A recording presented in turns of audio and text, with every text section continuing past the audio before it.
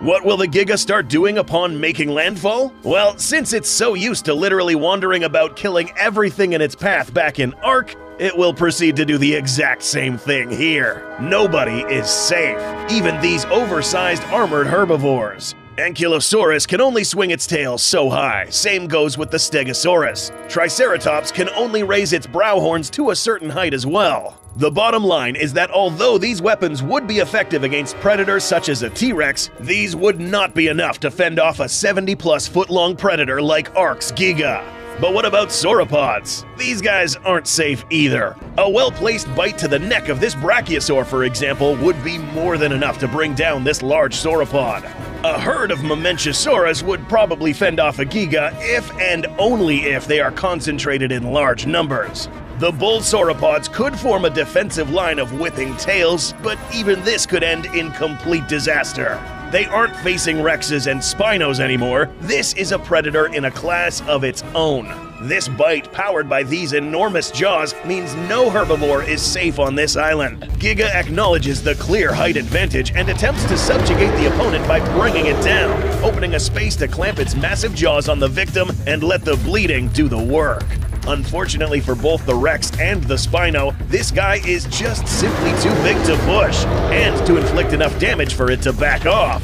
Because of the Giga's nature to kill everything upon sight, the first encounter with a Spinosaurus would mean that this creature would be extinct in Isla Sorna. The remaining T-Rexes, who see that this Giga is unbeatable, would simply get out of its way. Raptors in this island would most likely not mess with an animal this large. If they don't already mess with Rexes and Spinos, it is even more unlikely that they will try to bring down a super predator of sauropod-like proportions. They'd keep to themselves, feeding off the animals that were not consumed by the Giga. As this predator wanders through the island, any animal that comes across would get killed. So, who remains? Only the animals that can hide from plain sight or keep a distance. Pterosaurs would simply remain at bay thanks to their ability to fly. Small dinosaurs such as Compes and Dilophosaurus would remain hidden in the thick forests. Velociraptors would eventually run out of medium-sized herbivores to hunt down, forcing them to turn against the smaller carnivores and eventually each other. If the Giga stays here for a few years, it will eventually kill off every large predator.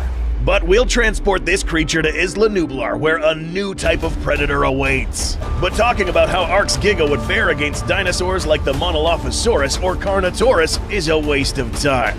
We need to focus on these four predators, who would take up the top ranks of this island's food chain. Rexy, the Raptors, the Indominus Rex, and the Mosasaurus. Admittedly, this island in this scenario was already going to crap, since the Indominus Rex would already be killing everything in its path for fun. So now that makes two crazy predators that would in no time wipe out all large wildlife on this island. But who will cancel the other out?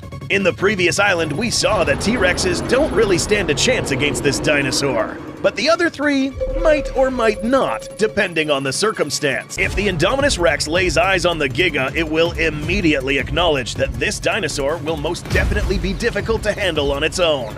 After all, this creature measures 70 feet, and even a full-grown Indominus Rex would have trouble bringing this thing down.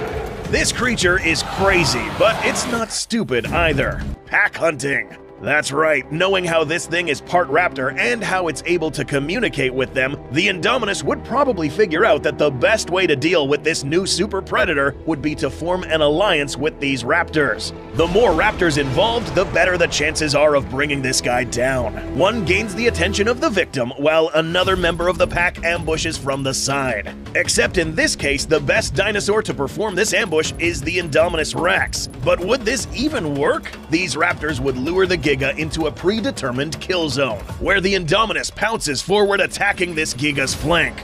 This would probably work on another big theropod, but remember, this is not just any predator. This is ARK's Giga, and this animal, after receiving damage from all angles in a short span of time, this creature will turn amok, or activate the said rage mode we discussed earlier. Upon seeing the loss of a couple of the pack members, these raptors will cut their losses, flee, and never face this dinosaur again.